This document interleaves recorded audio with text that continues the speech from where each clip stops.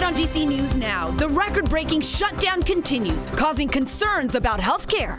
I think it's been under attack, just like science has been. The ongoing calls to tackle cost, along with the stalemate to end. Delays at major airports expected to get even worse. Our sole role is to make sure that we keep this airspace as safe as possible. The workers going without a paycheck as we see longer security lines across the country. Tracking a windy night ahead, but then cooler temperatures for your Thursday. Latest details on that coming up. A massive blue wave in Virginia, wiping out 13 Republican-held seats in the House of Delegates, plus taking all 3 statewide races. I've been using the word bloodbath. It's just been terrible news for the Republicans. What political analysts are saying this election could mean for the midterms next year. You're watching the station covering all of the DMV. This is DC News Now. The president renewing his call for Senate Republicans to use the nuclear option and end the record-breaking shutdown. It is entering day 37 tomorrow. Hi, everyone. Welcome to DC News Now at 9. I'm Susan Tran. And I'm Chris Flanagan. Getting rid of the filibuster means they can pass legislation with a simple majority. But Senate Majority Leader John Thune saying the role is, quote, what makes the Senate the Senate. He and other Republicans stress the filibuster has benefited their side when Democrats have power. But now other GOP members are siding with the president, saying they can end the shutdown and overturn some Democratic measures. Democrats are the one that have been stalling. We need to bust it. Let's bust it. We would do it so we can, for example, repair the damage done by Obamacare. But Democrats, they're saying the problem is not about procedure. Give me a break. We've been trying to meet with Thune and Johnson since late July. We've been trying to meet with Trump since September, and they've said no. And that is Senate Minority Leader Chuck Schumer, along with House minority leaders who sent a letter to the president demanding a meeting on the shutdown. A protest at the National Mall focusing on the heart of this controversy, which is the cost of health care. Without the tax credits that Democrats are demanding, they say families and small businesses will see monthly premiums double. DC News Now's Yamari Sase was there at the rally and joins us now live. And Yamari, health care has been one of the really main reasons Democrats have not yet voted to reopen the government. Yeah, that's right. We're nearing day 37 of this government shutdown, and between Democrats and Republicans, that division is, of course, healthcare. Now, today, hundreds of people were out here speaking out for public health, many of them just expressing the impact when it comes to funding cuts, job losses, and what they fear could come next. The last 10 months of working at NIH has been not just difficult, but disorienting. Public health officials say they've had enough. We've been attacked all year. We're more than at risk. We are just under constant assault. In the long run, it's the communities that are going to suffer the most unless we do something about it. Many are speaking out after months of cuts that have impacted funding, jobs, and now threaten healthcare access. We need to continue to, have strong investments in research and regulations. We'd like all the funding to be restored, all the jobs that we have lost, all the units that are needed, including USAID. The American Public Health Association organized their first rally, drawing hundreds of people to the National Mall Wednesday afternoon. We're seeing so many things crumbling and so much executive overreach. And if we don't fight back and we don't speak up, I don't know what next year will bring. Supporters then marched toward Capitol Hill, holding signs and calling for lawmakers to listen. Our populations that live here in the United States still need us.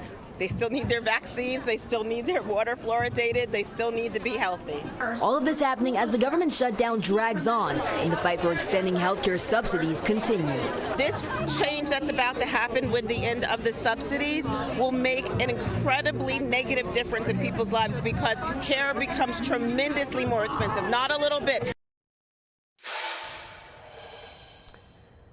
Yeah, so at this point, advocates say they will continue to speak out. And when it comes to the government shutdown, there is no schedule right now for a meeting anytime soon for the Senate, but that could change. We're now reporting at the National Mall. I'm Yamari Sase, DC News Now. All right, Yamari, thanks. Meanwhile, the impacts of partial payments to the food benefit program SNAP are devastating for families. Single mom in Virginia telling us she has $23 to buy food for her family for the entire month. There are also other parents sharing similar hardships. The Trump administration says it'll only partially fund the federal initiative and are also warning the recalculation of how much money is set to head over to each family. That could cause these delays, but that does little to help so many families like Rosa Fabian and her son who has autism. She typically gets roughly $500 a month for groceries, but when she checked her latest balance, there was just $60. And that's all the money she says she'll have to buy food for all of November. She's not sure if the payment includes additional money from Virginia, but either way, she says it is not going to go very far. You know, I got to feed my son breakfast, lunch, and dinner, and most of my money goes towards bills, so I count with those stamps. And with so many families across the region struggling, there are more food pantries opening up in the DMV. Coming up, our Tim Reed takes us to the latest facilities ready to help.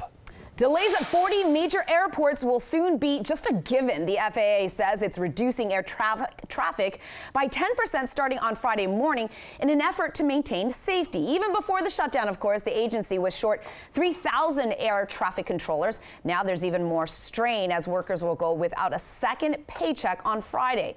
Agency leaders are expected to meet tomorrow with airlines to figure out how to safely put in these restrictions. And ahead in our next half hour, our Mariel Carbone has much more on the already long security lines facing travelers. And we will continue to bring you the latest developments from Capitol Hill, both here on air and online at DCNewsNow.com.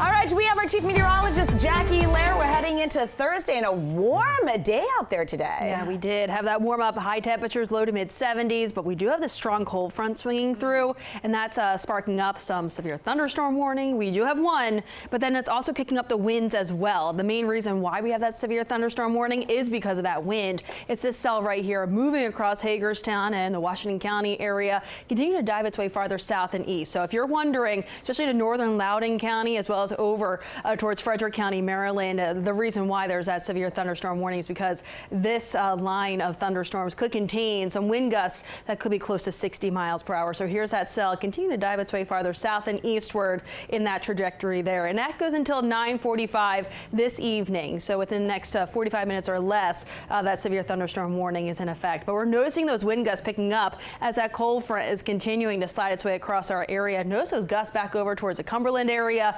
upwards of 50 miles per hour there. Slowly starting to see those picking up out towards the Frederick County area as well as Hagerstown, closer towards D.C. Those winds are starting to pick up, but it's likely closer towards the 10 o'clock hour that we could see that burst of some wind gusts closer towards the I-95 corridor. Wind advisory still in effect out towards our westernmost counties.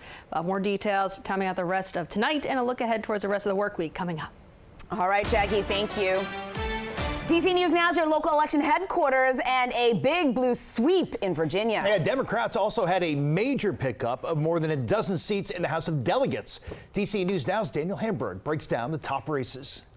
Virginia will have its first female governor in Abigail Spanberger, and Lieutenant Governor-elect Ghazala Hashmi is the first Muslim woman to win a statewide race in the U.S. Political experts say the Democratic turnout last night could translate across the country. In the midst of a government shutdown and in a year where thousands of Virginians lost their federal jobs, voters sent a strong message against Republican policies on Tuesday. I've been using the word bloodbath. It's just been terrible news for the Republicans, just a resounding victory for the Democrats. At the top of the ticket, Governor-elect Abigail Spanberger. You all chose leadership that will focus relentlessly on what matters most.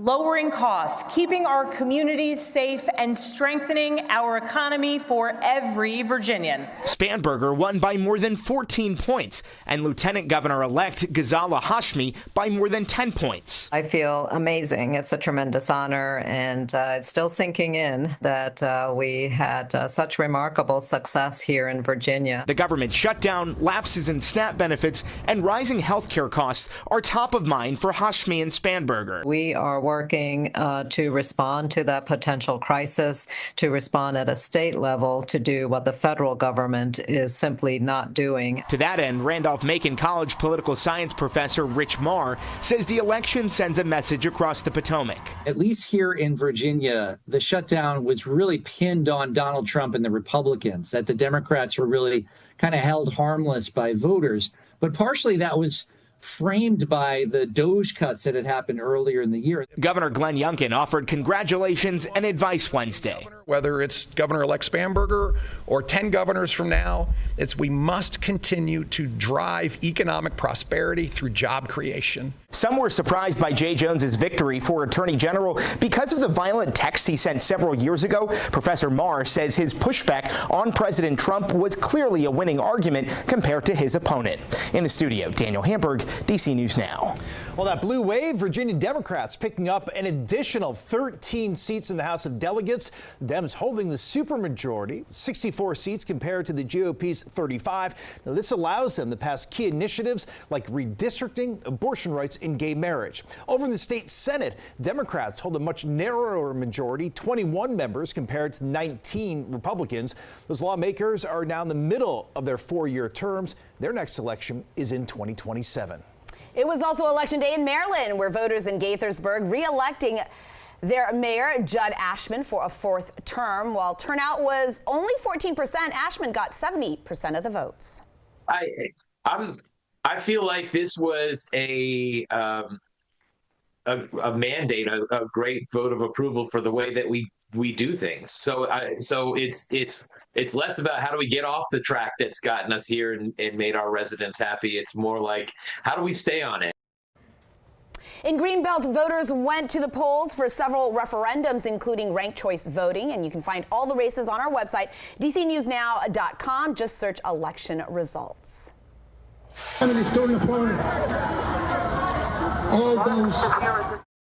A protest against President Trump on the year anniversary of his re-election. The march, you could see, went down East Capitol Street. It was led by those in costume from The Handmaid's Tale, calling themselves the Handmaid Army. They say they're working to resist the, quote, unprecedented fascist threats of our times. All new tonight at 9, the search is on for this suspect in Maryland. Montgomery County police say he stabbed 3 people, 2 of which are his family members. It happened Monday morning at their home in Durwood. Investigators say Octavio Estevez was fighting relatives when he's accused of attacking them.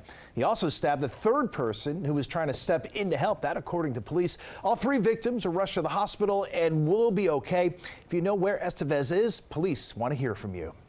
And police investigating reports of gunfire at a Maryland apartment end up finding a cache of drugs. And Arundel County police say they found at least 5 bullets shattering a television and lodged in walls and ceilings.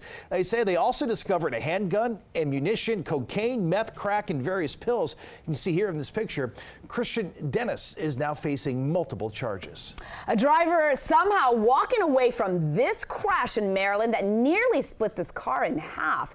This was on 270 in Gaithersburg overnight. Police say the driver was drunk, not hurt, and found walking on a nearby road. Well, the Commanders spending time with military members and veterans ahead of their Salute to Service game on Sunday. You can see here quarterback Sam Hartman joining Major Tuddy at Walter Reed on Tuesday, thanking them for their dedication and their service. Coming up on DC News Now, the good news, more food pantries are opening up in the DMV, but the bad news, of course, the need continues to grow to some concerning levels. It's lowest price ever. We're helping you stretch your dollar with a major retailer offering a full Thanksgiving meal for less than $5 per person. Then ahead at 9:30, a jury now deciding if a sandwich was a weapon in an attack or a pungent part of a protest. The latest on the now infamous trial of the Subway slinger.